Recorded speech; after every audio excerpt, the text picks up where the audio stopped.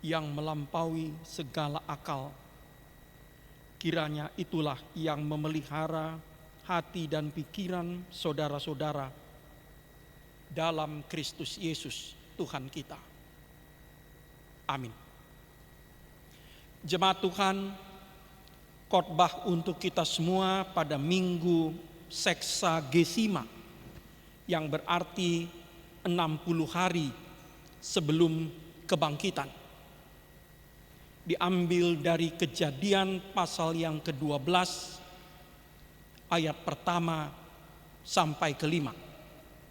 Kami akan bacakan di tengah-tengah kita. Berfirmanlah Tuhan kepada Abram, pergilah dari negerimu dan dari sanak saudaramu dan dari rumah bapamu ini ke negeri yang akan kutunjukkan kepadamu. Aku akan membuat engkau menjadi bangsa yang besar dan memberkati engkau, serta membuat namamu masyhur, dan engkau akan menjadi berkat.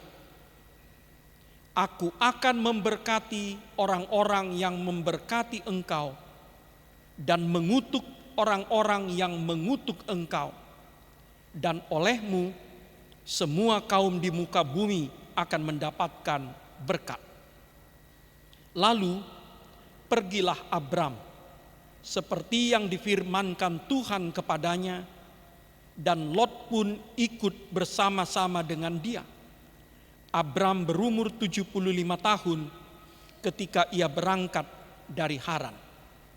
Abram membawa Sarai istrinya dan Lot anak saudaranya dan segala harta benda yang didapat mereka dan orang-orang yang diperoleh mereka di Haran. Mereka berangkat ke tanah Kanaan lalu sampai di situ. Sampai demikian pembacaan kita. Jemaat Tuhan, kita semua sudah sangat familiar dengan tokoh yang bernama Abram, yang kemudian namanya diganti Tuhan menjadi Abraham. Kisahnya bisa kita baca dalam kitab Kejadian pasal ke-12 sampai pasal ke-25. Namun nama Abraham pun disebut-sebut juga di dalam Perjanjian Baru. Kita bisa baca misalnya dalam Ibrani 11, kita bisa baca dalam surat Galatia, juga surat Roma. Menunjukkan Abram atau Abraham itu adalah tokoh penting baik di Perjanjian Lama maupun Perjanjian Baru. Dia mendapat gelar Bapa segala orang beriman. Nah, kalau kita baca sejarahnya mulai dari pasal yang ke-11, Abram ini anaknya Terah. Mereka tinggal di Ur-Kasdim katanya, Irak Selatan sekarang. Kemudian Terah pindah ke Haran. Haran itu kalau pakai peta modern sekarang ada di Turki Tenggara. Jadi kalau di jaraknya kurang lebih 1200 km. Dari Haran itulah nanti Abraham dipanggil untuk pindah lagi ke Kanaan. Tapi dia tidak langsung menetap. Bila kita baca nanti ayat 6, 7, 8, 9, dia ke Mesir. Dari sana dia ke tanah Negeb, yaitu di utara Mesir. Berputar-putar sampai akhirnya dia menetap di Kanaan. Nah, apa yang bisa kita petik secara khusus dari kisah pemanggilan Abraham atau Abraham ini? Nah, sebetulnya Kejadian 12 ini harus dibaca bersama-sama dengan Kejadian 22. Yaitu ketika Abram dipanggil untuk mempersembahkan anaknya Ishak. Nah, ada 3 pesan untuk kita.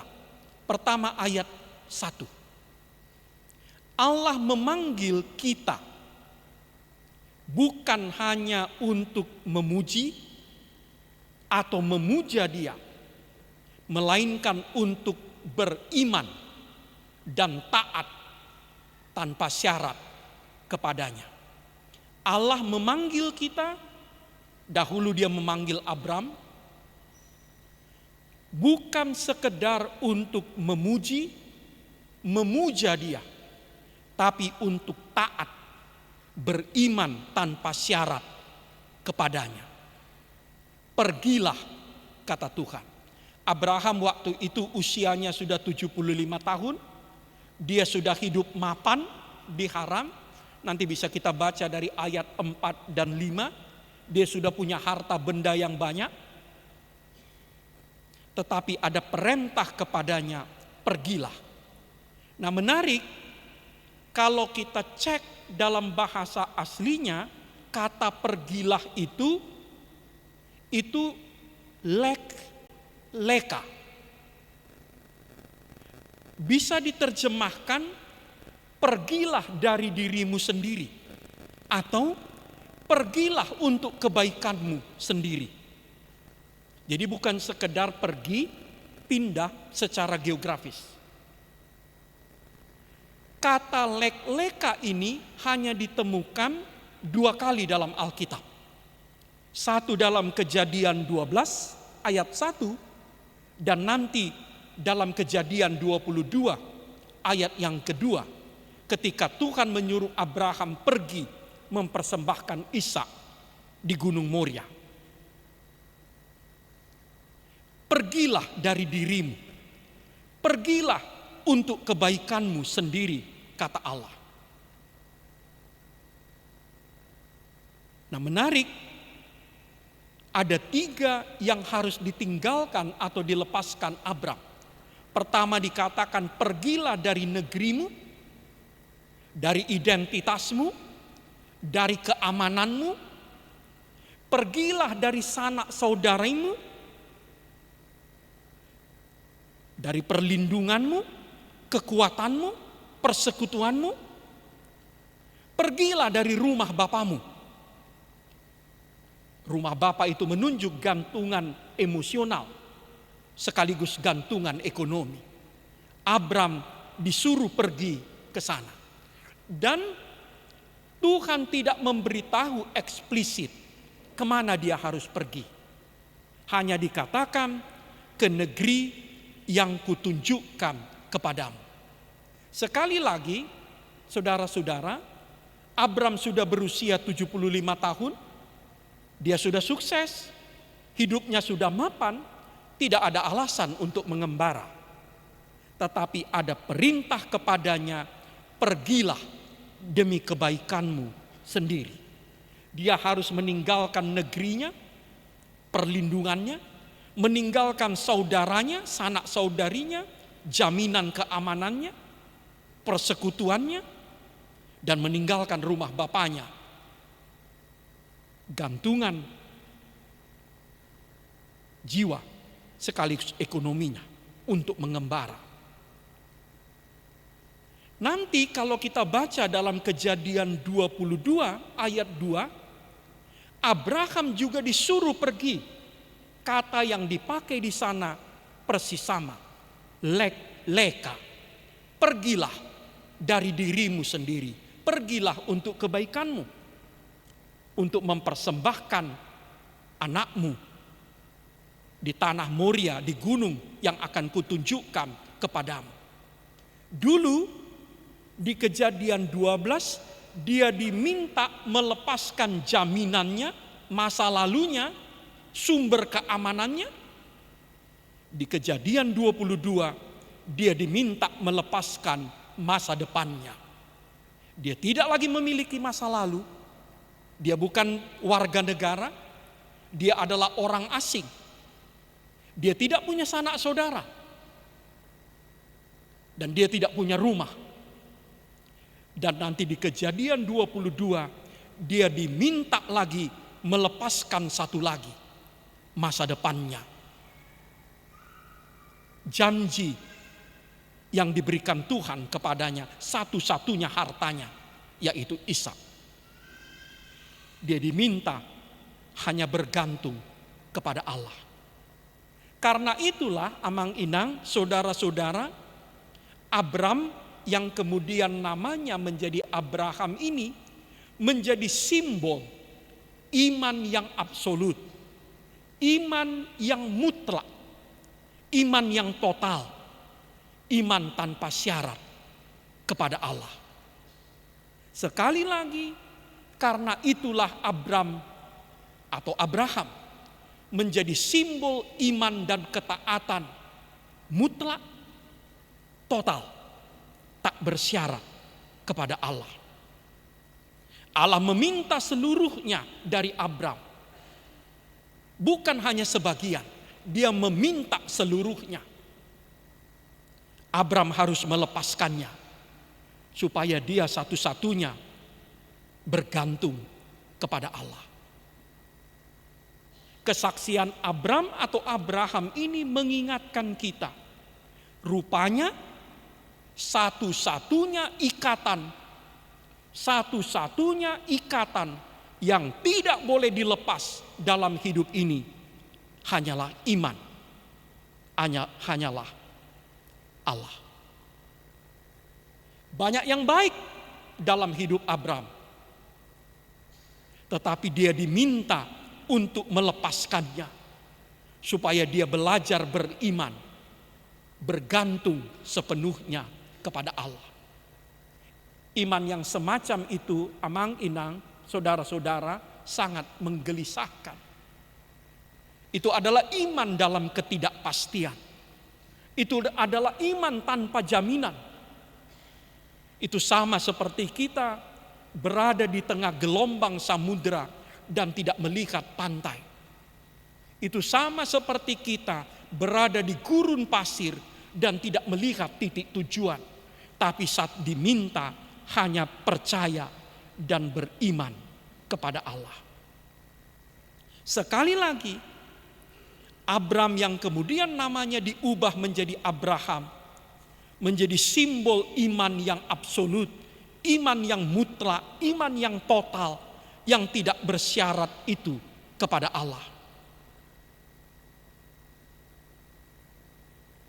Ada banyak hal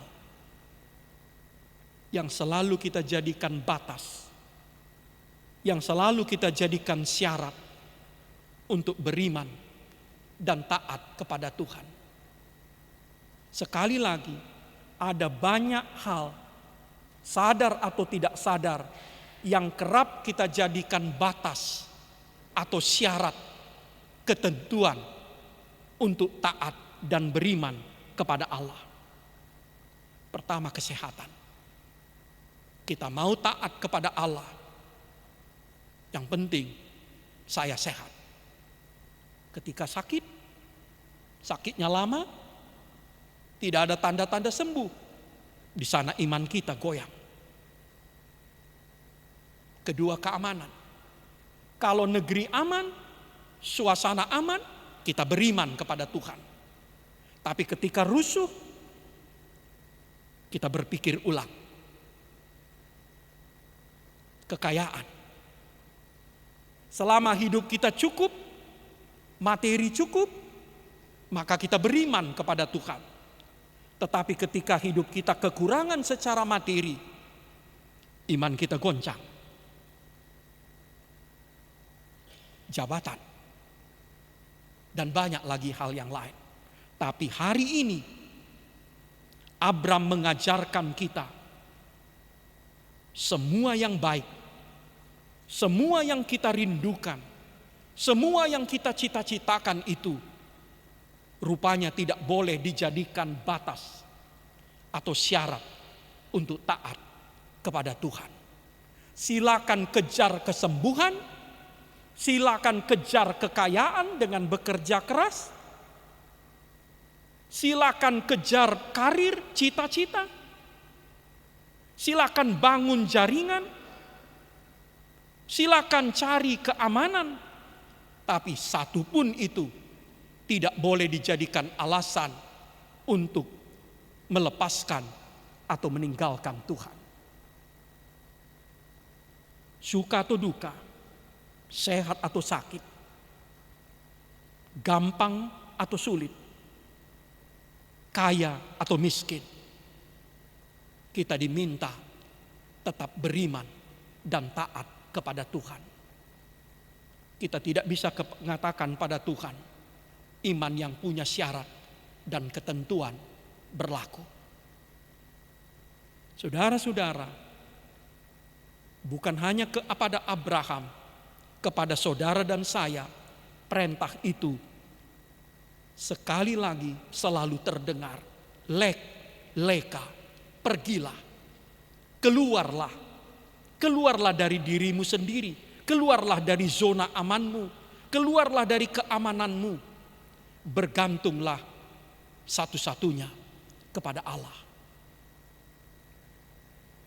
Saudara-saudara, nama minggu kita Seksagesima, 60 hari sebelum kebangkitan. Itu hanya nama, karena kalau kita hitung, itu tidak persis 60. Minggu lalu Septuagesima, 70 hari, itu hanya nama. Karena kalau dihitung, itu enggak persis 70 hari. Nanti, mulai dari info COVID, pada tanggal 18 Februari, kita masuk dalam masa Prapaskah. Dan gereja-gereja sejak zaman dahulu kala selalu memakai masa Prapaskah untuk latihan, melepaskan diri dari hal-hal yang baik, hal-hal yang indah, hal-hal yang kita sukai, untuk membuktikan satu-satunya yang tidak boleh hilang, tidak boleh kita lepaskan dan tinggalkan, hanyalah Allah atau Kristus. Saya pribadi sejak tahun 90-an aktif di media sosial, sejak tahun 90-an. Saya selalu memakai masa Prapaskah untuk berpantang media sosial, hanya untuk mengatakan media sosial itu bukan segala-galanya. Saya juga bisa melepaskan diri dari sana. Amang inang saudara punya hobi, punya makanan kesukaan, punya obsesi, punya hal-hal yang seakan tidak bisa kita lepaskan. Pada masa Prapaskah lah kesempatannya untuk melatih diri, melepaskannya selama 40 hari, hanya untuk membuktikan sekaligus menempa diri kita. Satu-satunya yang tidak boleh dilepaskan di dunia ini hanyalah iman kepada Allah dan Kristus. Kita bisa melepaskan diri dari makanan kesukaan kita. Kita bisa melepaskan diri dari rokok. Kita bisa melepaskan diri dari minuman alkohol. Kita bisa melepaskan diri dari mie atau dari apa yang paling kita sukai. Untuk mengatakan satu-satunya yang tidak boleh lepas sepanjang hidup hanyalah Allah atau Kristus.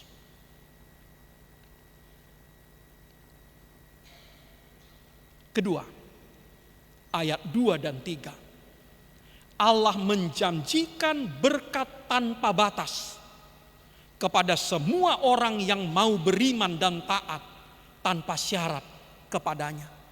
Allah menjanjikan berkat berlimpah ruah tanpa batas kepada semua orang yang beriman dan taat kepadanya.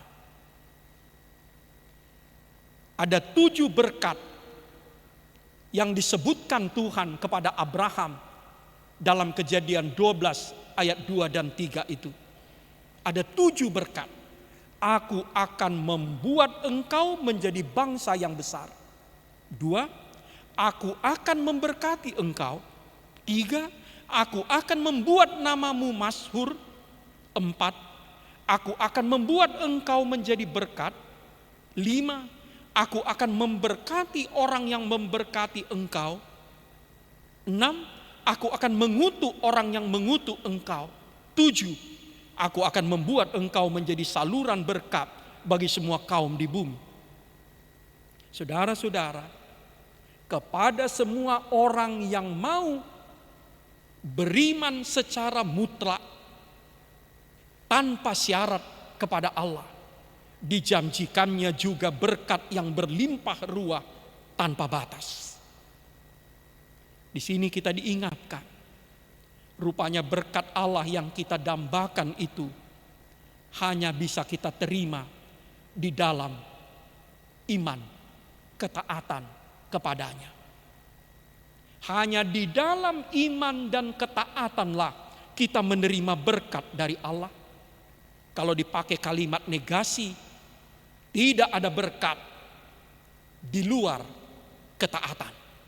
Tidak ada berkat tanpa ketaatan. Karena itu kalau kita mau melangkah lebih dalam, ketika kita setia kepada Tuhan, semua bisa menjadi berkat bagi kita. Termasuk apa yang tidak kita sukai. Termasuk apa yang kita pandang buruk. Apa yang kita pandang negatif. Ketika kita tetap taat kepada Tuhan, semua itu bisa menjadi berkat bagi kita. Karena itu ada istilah blessing in disguise. Berkat yang tersembunyi. Kita tidak suka sakit. Kita harus hindarkan. Kita harus menjaga kesehatan kita. Kita harus berjuang untuk sembuh. Tetapi ketika kita taat saat kita sakit, bahkan sakit itu pun bisa menjadi kebaikan dan berkat bagi kita. Kita tidak suka kesulitan dan tidak usah cari-cari persoalan. Tapi ketika ada masalah, ketika ada kesulitan, kita tetap taat kepada Tuhan. Persoalan itu pun bisa menjadi kebaikan, menjadi berkat bagi kita. Saudara-saudara, Tuhan itu bukan Allah yang kejam. Dia menuntut seluruhnya dari kita. Dia menuntut ketaatan total, absolut, tanpa syarat kepadanya. Tetapi Alkitab mengatakan kata leka itu, pergilah itu cuma 2 kali di dalam Alkitab. Ketika Abraham sudah melepaskan masa lalunya dan bahkan masa depannya kepada Allah, tidak ada lagi yang bisa diserahkannya. Dan Allah mengganjar dia dengan berkat berlimpah-limpah. Allah tidak hanya meminta kita setia, taat ketika menderita, taat dalam kesulitan, taat ketika kita tidak melihat ujung perjalanan. Allah juga menjanjikan berkatnya yang melimpah-limpah itu kepada kita yang beriman kepadanya. Berkat Allah yang melimpah ruah, berkat Allah yang tanpa batas kepada Abraham itu telah sampai kepada kita dalam Kristus. Itulah yang dikatakan dalam Galatia 3 ayat 13 sampai 14, supaya dalam Kristus Yesus berkat Abraham sampai kepada bangsa-bangsa. Itulah yang dikatakan dalam Galatia 3 ayat 29, jika kamu milik Kristus, maka kamu adalah keturunan Abraham dan berhak menerima janji Allah itu. 7 janji Allah itu juga janji untuk kita yang ada dalam Kristus. Karena itulah epistel tadi diambil dari Efesus 1 ayat 3 sampai 10 yang mengatakan dalam Kristuslah kita menerima segala berkat Allah yang ada di sorga itu. Dalam Kristuslah kita dipilih menjadi umat kesayangannya. Dalam Kristuslah kita menerima keselamatan kita, yaitu pengampunan dosa kita. Dalam Kristuslah kita diangkat menjadi anaknya. Bukan sekedar menerima berkat, tapi diadopsi menjadi anaknya. Dalam Kristuslah kita menerima meterai, bukti sah perjanjian itu, yaitu Roh-Nya sendiri. Saudara-saudara, sekali lagi, tidak ada berkat tanpa ketaatan. Tetapi setiap ketaatan juga akan disertai berkat Tuhan. Karena itu taat dan setialah. Juga ketika kita dalam keadaan sulit, ketika kita tidak mampu memprediksi masa depan kita, ketika kita merasa sangat kecil dan lemah, ketika kita sedang di dalam godaan yang sangat kuat, tetaplah taat kepadanya. Sebab di sanalah Allah menjanjikan berkat-Nya yang tak berbatas, yang berlimpah ruah itu. Ketiga, Allah memberikan kita tugas dan tanggung jawab untuk memberkati dunia ini.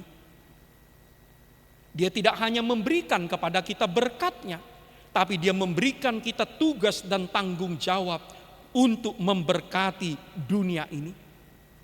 2 dari 7 berkat yang diterima Abraham, aku akan membuat engkau menjadi berkat.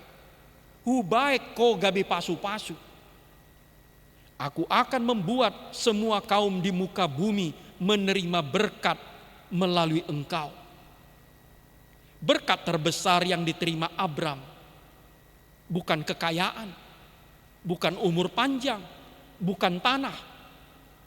Tetapi ketika Allah menjadikan hidupnya, menjadikan dirinya sendiri menjadi berkat bagi sesama, bagi dunia.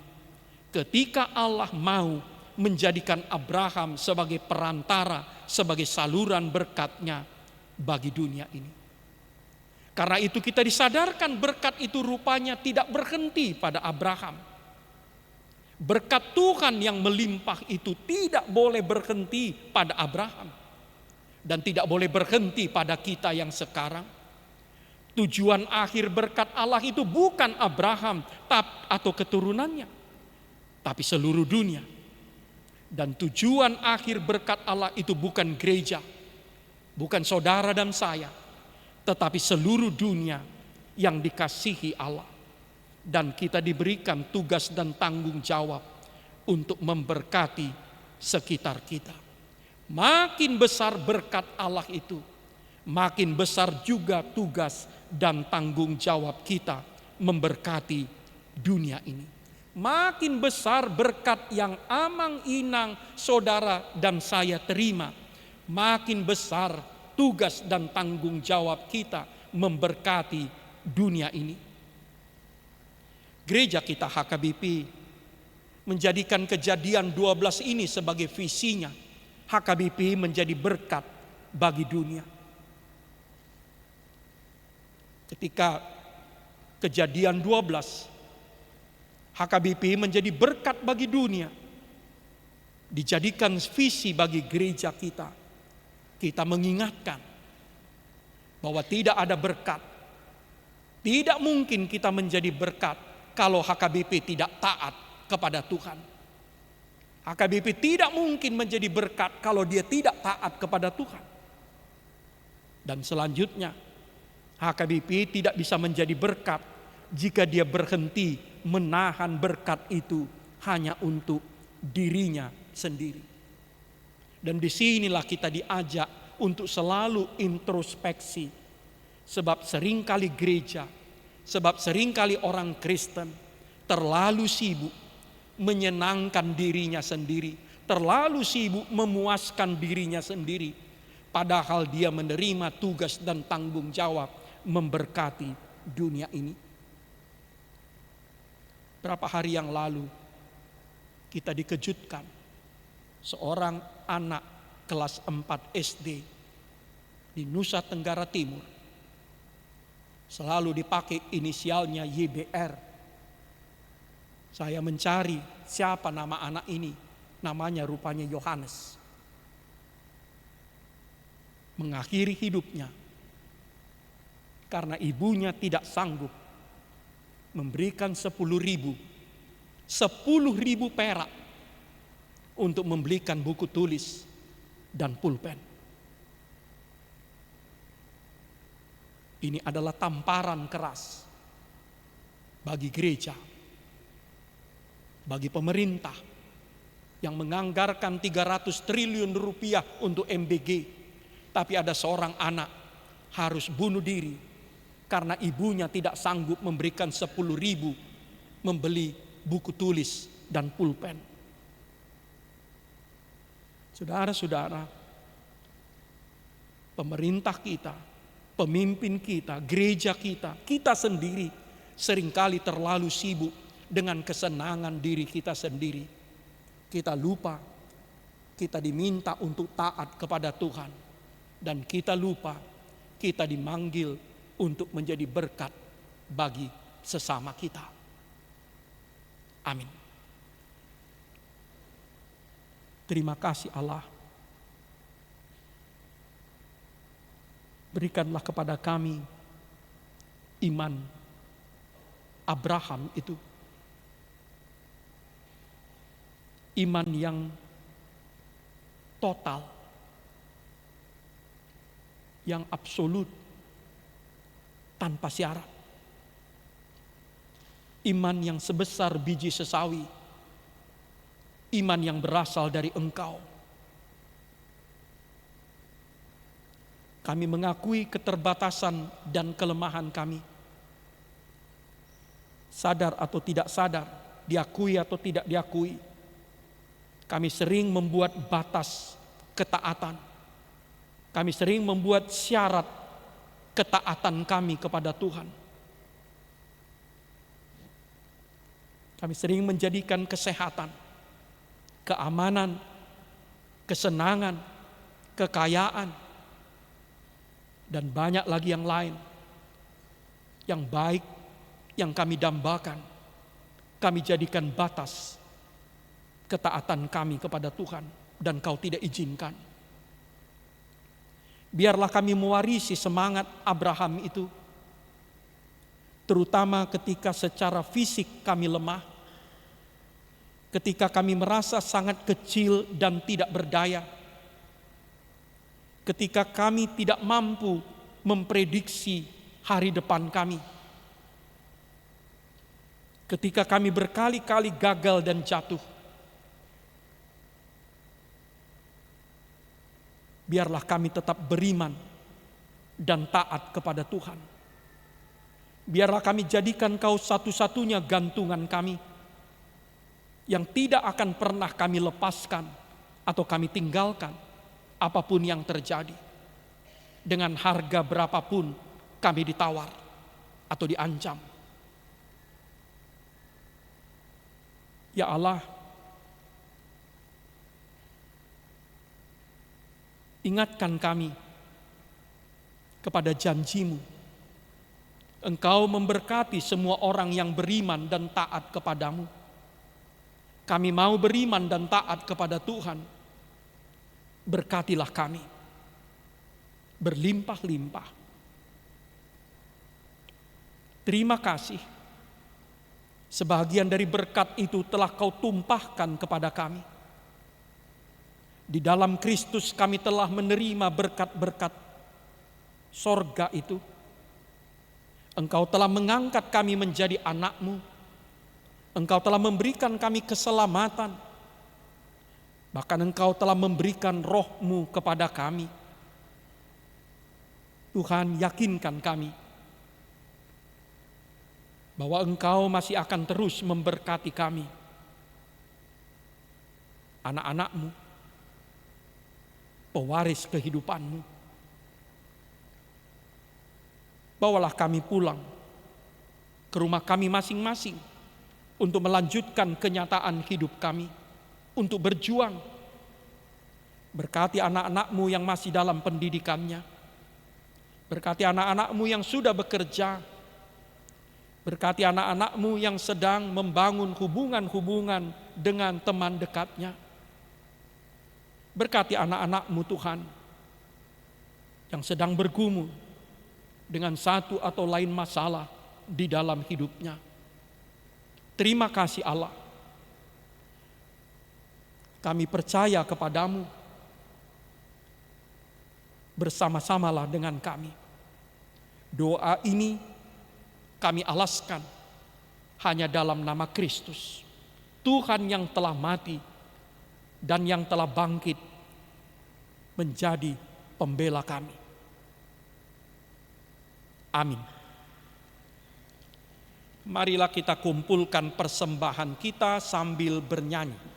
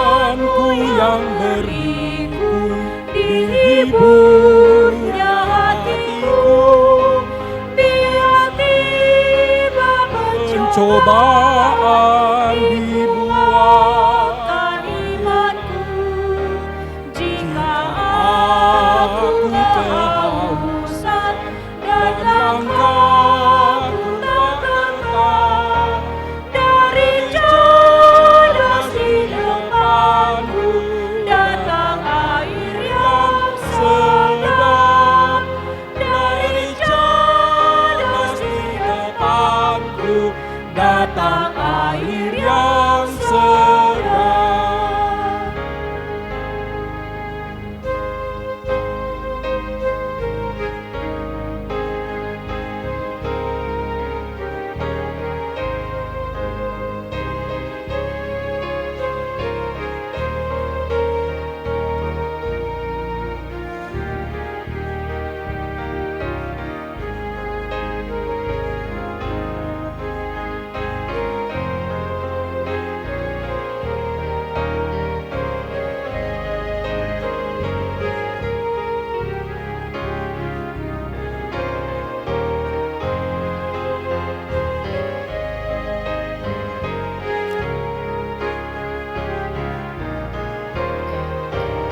Ayat 3 kita nyanyikan sambil berdiri. Di jalanku nyata sangat kasih Tuhan.